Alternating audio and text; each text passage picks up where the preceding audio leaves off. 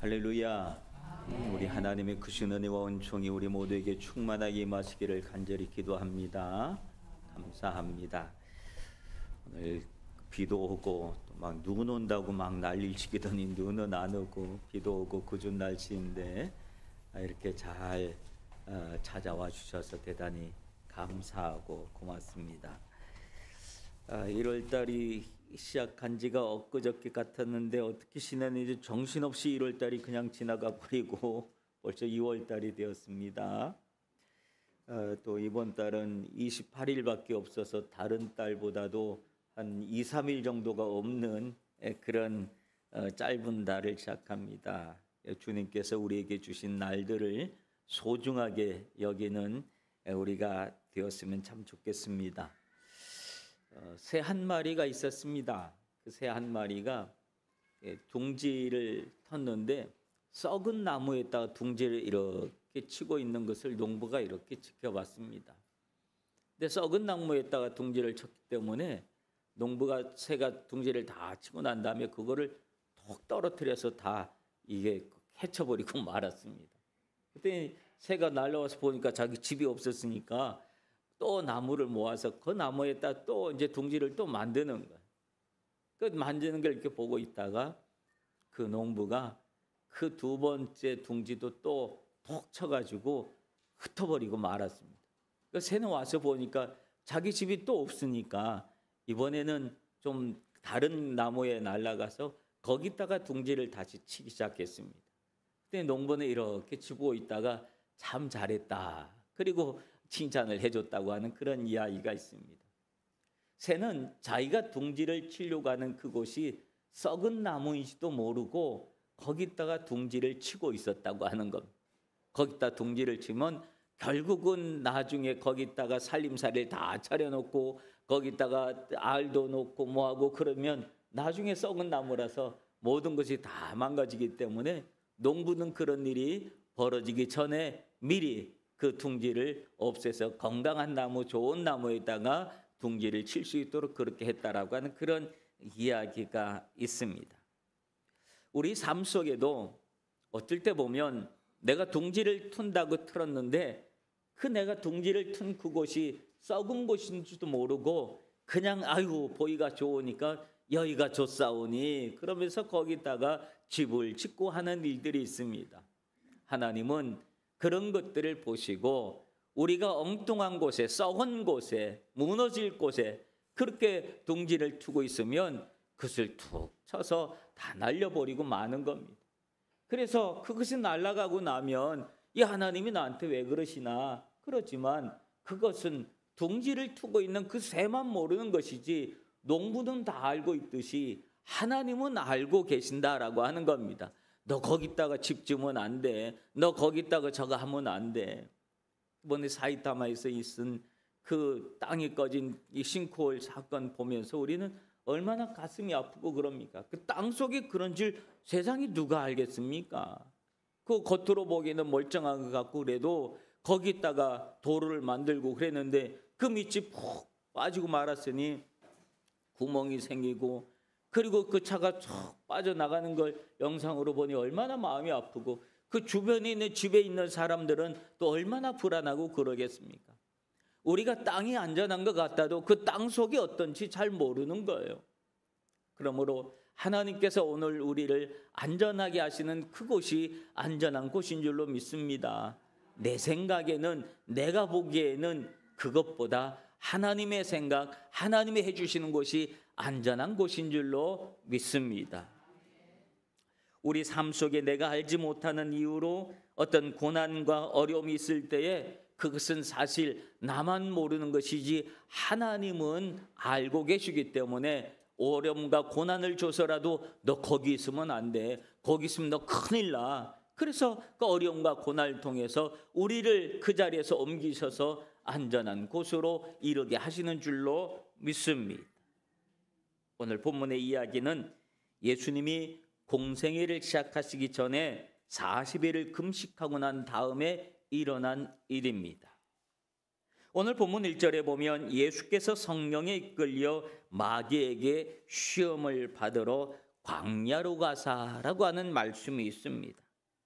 이곳에서 볼 수 있는 내용이 무엇입니까? 예수님께서 성령에 이끌려 광야로 가셨다라고 하는 사실입니다. 즉 예수님을 광야로 내몬 분이 누구냐 하면 성령께서 예수님을 광야로 내몰았다라고 하는 거예요. 그리고 그 이유를 설명해 주는데 이유는 마귀에게 시험을 받으러라고 하는 말씀입니다. 여러분, 이 말씀을 볼 때 조금 의아할 부분들이 참 많이 있습니다. 하나님이 어떻게 하나님께서 당신의 아들을 마귀의 시험거리에 내어놓을 수가 있느냐? 어떻게 예수님이 마귀에게 시험을 받을 수 있고 마귀는 어떻게 감히 예수님을 시험할 수 있겠느냐라고 하는 그런 의문이 드는 부분이기도 합니다. 그것은 예수님이 이 땅에 오셔서 해야 될 일은 우리를 구원하시기 위함이기 때문에 이 땅에 오신 겁니다. 그러므로 우리와 똑같은 모양으로 오셨기 때문에 우리가 이 땅에서 받을 수 있는 모든 시험과 어려움, 그리고 또 고난, 그리고 마귀의 시험까지도 예수님은 함께 담당하기 위해서 오늘 이 마귀의 시험의 자리에 들어가셨다라고 하는 그런 모습이기도 하고, 또 한 가지 중요한 이유는 무엇이냐면 예수님께서는 이 땅에 오셔서 첫 번째 사람 아담이 마귀의 시험에, 뱀의 시험에 넘어가서 그리고 선악과를 따먹어 버림으로 말미암아서 죄악이 세상에 들어오고 그 죄악의 죽음을 몰고 왔기 때문에 첫 번째 사람 아담의 실패를 회복하시기 위해서, 이기시기 위해서 똑같은 마귀의 시험을 받으셔서 그 시험을 이겨내셨다라고 하는 사실도 우리는 영적으로 깨닫게 되는 말씀입니다. 그래서 성령께서는 예수님을 마귀에게 시험받도록 허락하셨고 그 시험의 장소로 광야를 선택하셨고 광야로 내몰았던 것을 봅니다.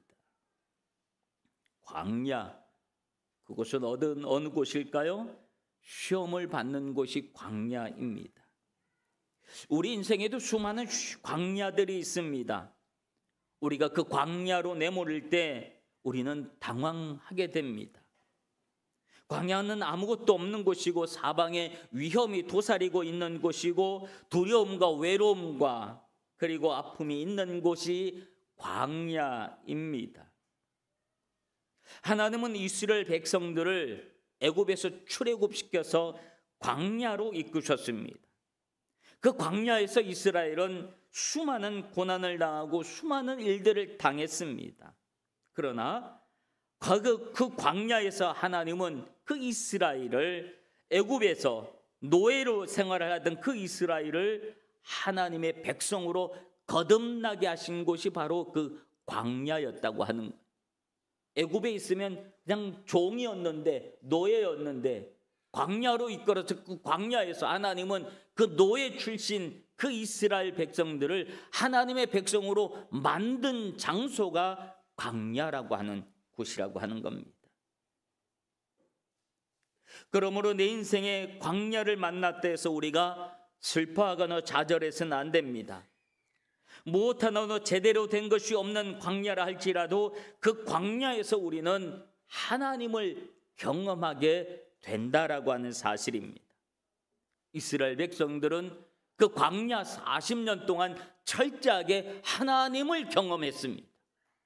매일 아침 하나님이 주시는 만나를 먹었고 저녁 해질 무렵에는 메추라기를 먹었고 하늘에는 밤에는 구름기둥이요 밤에는 불기둥이요 낮에는 구름기둥이 있었습니다.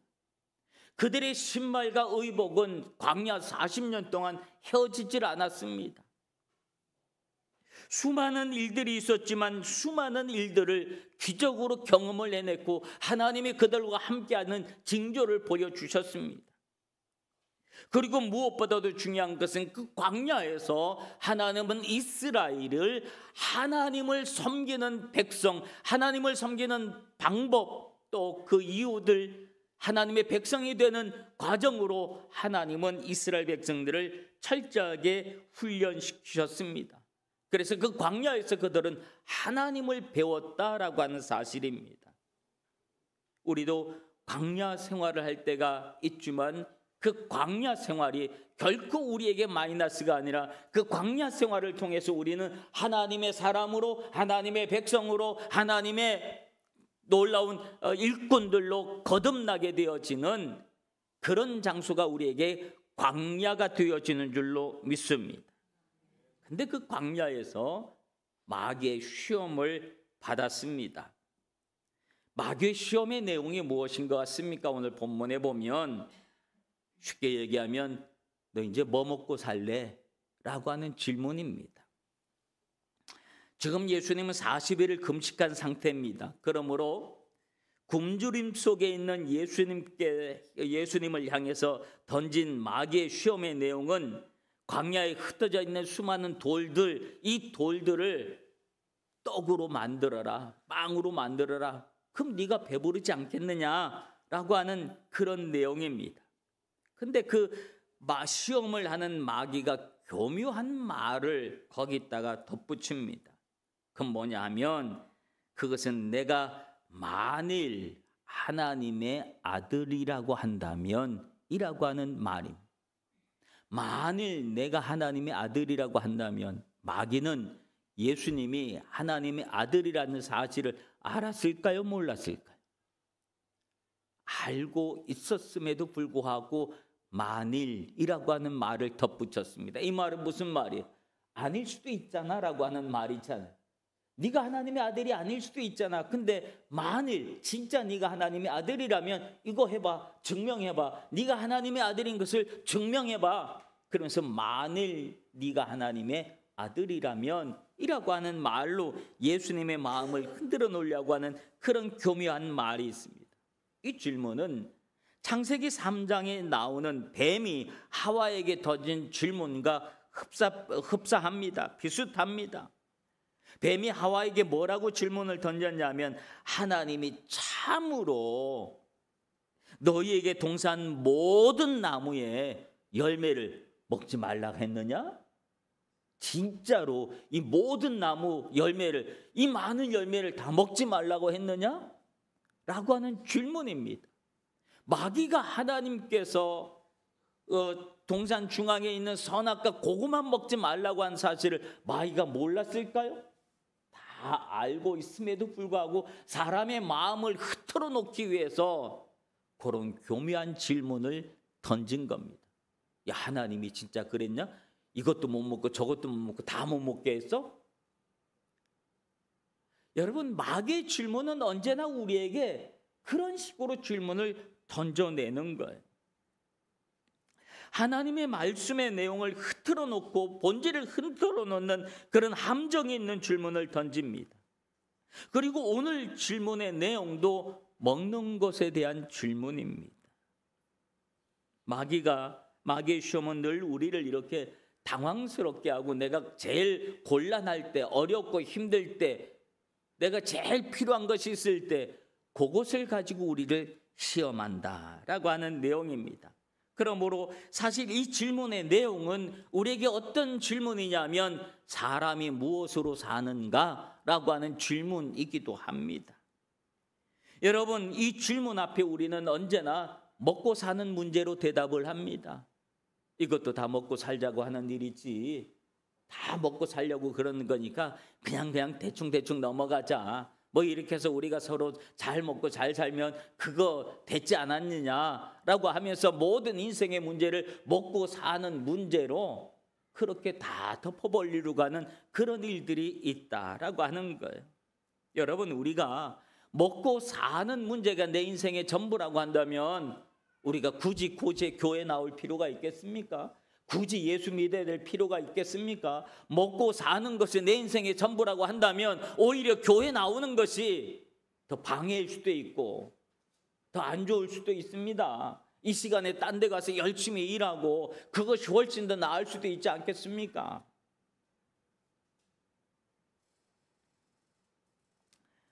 하나님은 우리에게 먹고 사는 것보다 더 중요한 게 있음을 가르쳐 주셨습니다. 이스라엘 백성들이 애굽에서 살아갈 때는 오로지 먹고 사는 문제로 살았었습니다. 왜냐하면 그들은 애굽에서 종으로 살았거든요. 노예로 살았거든요. 그러니 그 주인이 언제나 노예를 다룰 때 뭘로 노예를 다루냐면 먹는 것으로 다뤘습니다. 너 내 말 잘 들으면 내가 이거 줄게. 말 안 들으면 이거 없어. 그 말 안 들고 마음에 안 들면 며칠이든지 굶길 수도 있는 게 주인의 모습 아니겠습니까? 마치 여러분 강아지나 애완동물을 훈련시키고 그럴 때 늘 먹는 것 가지고 훈련시키지 않습니까? 말 잘 들고 이쁜 짓 하면 요거 주고 안 하면 안 주고 이쁜 짓 해봐 그러면 이거 줄게. 마귀는 언제나 그렇게 우리를 길들이려고 하는 것이 마귀가 하는 일들입니다. 그런 이스라엘을 하나님은 광야로 부르셔서 40년을 훈련시키셨습니다. 근데 그 광야 생활 속에서 그들은 어땠는 줄 아십니까? 자신들이 먹고 사는 문제를 위해서 자기의 손으로 해결할 수 있는 일이 하나도 없었습니다. 광야 40년 동안 그들이 농사를 지을 수 있겠습니까? 그리고 또 추수를 하고 뭐 그렇게 할 수 있겠습니까? 창고를 지었습니까? 먹고 살기 위해서 무엇을 했습니까? 먹고 살기 위해서 그들이 할 수 있는 일은 아무것도 없었습니다. 오로지 하나님께서 40년간 그들을 먹이시고 입히시고 살게 하셨습니다. 철저하게 먹고 사는 문제가 너희 힘으로 해결된 것이 아니라 그것은 내가 너에게 해결해 줄 것이다 라고 말씀하시고 훈련시키셨습니다. 그래서 매일 아침마다 새벽마다 하나님은 하늘에서 만나를 내려주셨습니다.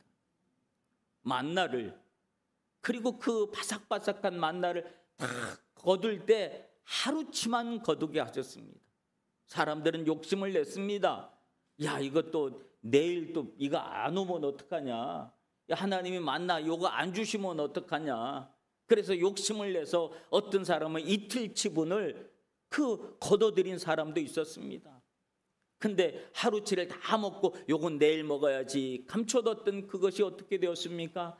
다 썩고 벌레 먹어서 그냥 뭐 냄새나고 그러니 길거리에 같이 버릴 수 있게끔 그렇게 만들었었습니다. 그 다음 날도 썩지 않는 것은 언제냐면 안식일 전날만 이틀치를 거둘 수 있도록 하셨습니다.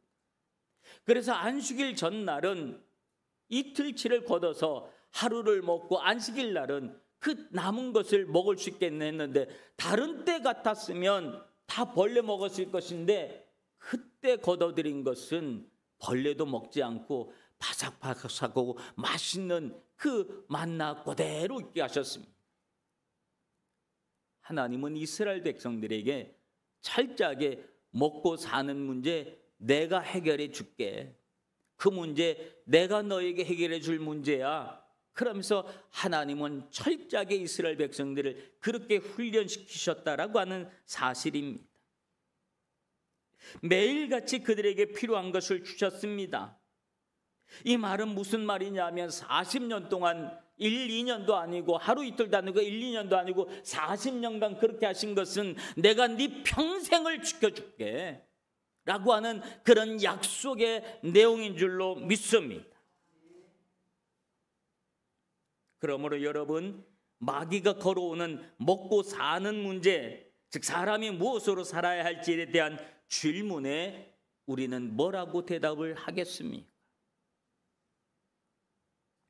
예수님은 마귀에게 이렇게 대답을 하셨습니다. 기록되었을 때 사람이 떡으로만 사는 것이 아니요 하나님의 입으로 나오는 모든 말씀으로 살 것이니라. 예수님은 사람이 무엇으로 살아가는가라고 하는 질문에 분명하게 대답을 하셨습니다. 그것은 하나님의 말씀. 우리가 무엇으로 살 것이냐라고 하는 질문에 분명한 대답, 하나님의 말씀. 오늘 이것이 우리가 살아갈 수 있는 힘이요, 그 말씀이 우리가 살아갈 수 있는 힘이요, 살아가는 이유요, 목적이 되어지는 줄로 믿습니다. 여러분, 하나님께서는 이스라엘 백성들에게 먹고 사는 문제를 책임져 주시면서 그 대신에 가르쳐 주신 것이 뭐냐면 말씀과 규례를 가르쳐 주셨습니다. 광야에서 하나님은 모세를 통해 부르셔서 그들이 어떻게 하나님을 섬길 것인지를 알게 하기 위해서, 가르쳐 주시기 위해서 이스라엘 백성들을 출애굽시켰고, 그곳에서, 그 광야에서 율법을 주시고 철저하게 하나님의 말씀만을 의지하고 살아갈 수 있는 방법들을 가르쳐 주셨습니다. 그리고 예수님은 말씀하시기를 썩을 양식을 위해서 일하지 말고 영생하도록 있는 양식을 위해서 일을 하라. 나는 생명의 떡이니 내게 오는 자는 결코 줄이지 아니할 터이요 나를 믿는 자는 영원히 목마르지 아니하리라. 살리는 것은 영이요 육은 무익하니라. 내가 너에게 이런 말은 영이요 생명이니라. 우리를 진정으로 살리는 것은 하나님의 말씀이라는 사실을 여러분 기억하시기를 바랍니다. 무슨 말일까요? 요한복음 15장 7절에 보면 너희가 내 안에 거하고 내 말이 너희 안에 거하면 무엇이든지 원하는 대로 구하라. 그리하면 이루리라 말씀하십니다. 즉 하나님의 말씀이 우리 안에 들어오면 뭐든지 원하는 거 있으면 다 구해, 다 기도해. 내가 말씀으로 다 이루어 줄게 라고 하는 말씀입니다. 여기 그 무엇이든지 안에는 우리의 인생에 필요한 모든 것들이 그 안에 포함되어 있습니다. 내가 살아가는 데 필요한 모든 것들이 그 안에 있습니다. 나의 생업의 문제가 그 안에 있고, 가족의 문제가 그 안에 있고, 자녀의 문제가 그 안에 있고, 우리의 장래의 문제가 그 안에 있고, 아픔의 문제도 그 안에 있고, 고민의 문제도 그 안에 있고, 그 안에 모든 것 안에 우리가 살아가면서 기도해야 될 수많은 내용들이 다 들어있는데 뭐든지 다 괜찮아, 다 기도해, 내가 다 해결해 줄게. 그 대신 뭐예요? 내 말이 너희 안에 거하면 그렇게 해. 하나님의 말씀이 너희 안에 들어오면 그렇게 해. 즉 하나님의 말씀이 우리에게 기도 응답의 보증이 되어주는 줄로 믿습니다.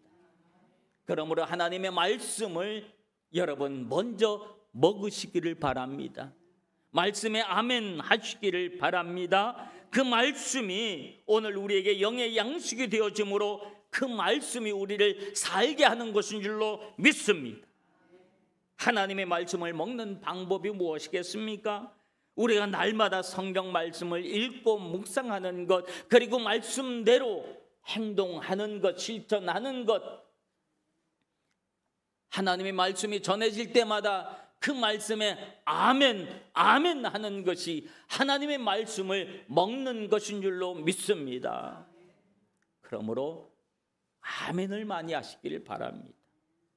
아멘을 많이 하시면 그 아멘, 하나님 이것도 내 거 저것도 내 거 다 내가 먹겠습니다. 내 말씀으로, 나에게 주신 말씀으로 내가 받아들이겠습니다라고 하는 고백이 되어지는 줄로 믿습니다. 그렇게 아멘하는 사람에게 하나님의 말씀이 우리 안에 들어와서 그 말씀은 살아있어서 내 안에 역사하기 시작하고 나를 움직이게 하고 힘있게 하고 건강을 주고 행복을 가져오게 하고 그 말씀이 우리를 기쁨과 감사 속에 찬양하면서 살아갈 수 있도록 역사하는 줄로 믿습니다. 사랑하는 성도 여러분, 사람이 무엇으로 사는가? 하나님의 말씀입니다. 그 말씀이 마귀의 시험을 이기는 길이요 마귀를 물리치는 길인 줄로 믿습니다. 때로는 하나님께서 우리를 광야로 내몰 때도 있지만 여러분 기억하실 것을 그 광야가 결코 우리를 망하게 하기 위해서, 우리를 넘어뜨리게 하기 위해서 우리를 광야로 내모는 것이 아니라 그 광야에서 우리가 때로는 시험도 당하고 어려움도 당했지만 우리의 신앙을 흔들어 놓을 만큼 그런 마귀의 시험이 있겠지만 그럴 때 담대하시기를 바랍니다. 하나님은 그 광야를 통해서 우리를 하나님의 자녀로 거듭내게 하시고 강하고 담대하기 위해서 하기 위해서 우리를 광야로 내몬다는 사실을 기억하시기를 바랍니다. 그러므로 그런 일들이 있을 때 마음을 굳건하게 먹으시길 바랍니다. 그리고 오늘 말씀을 기억하시길 바랍니다. 하나님의 말씀, 이 말씀을 기억하시고 광야로 내몰 때 더욱더 하나님의 말씀을 굳게 붙잡고 성경을 더 가까이 하시고 말씀을 읽으시고 묵상하시기를 바랍니다.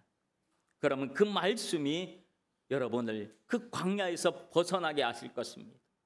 이스라엘 백성들이 광야를 벗어났을 때 이르는 곳이 어디였습니까? 가나안이었습니다. 그 가나안은 젖과 꿀이 흐르는 곳이라고 성경은 분명하게 우리에게 말씀해 주고 있습니다. 광야를 떠나서 하나님께서 오늘 우리에게 젖과 꿀이 흐르는 그 가나안으로 이르게 하실 날이 반드시 있다는 사실을 기억하시길 바랍니다. 그래서 하나님의 말씀을 늘 가까이 하고 마음속에 품고 그 말씀대로 살아가려고 애쓰고 몸부림칠 때 하나님은 여러분에게 놀라운 은혜와 은총을 더하여 주시고 그 말씀이 여러분을 살려내고 여러분을 건강하게 할 줄로 믿습니다. 그런 또 2월 한 달을 우리가 믿음으로 승리할 수 있는 여러분들 되시길 주님의 이름으로 축원합니다. 기도하겠습니다. 우리가 살아가는 것이 떡이 아니라 하나님의 말씀임을 기억하게 하여 주시옵소서. 그 말씀이 나를 살린다는 사실을 믿게 하여 주시옵소서. 그 믿음이 우리의 삶을 광야에서 가나안으로 이끌게 한다는 그런 믿음으로 이 한 주간을 승리하며 주의 말씀으로 살아갈 수 있는 복된 성도들 되게 하옵소서. 예수님 이름으로 기도하옵나이다. 아멘.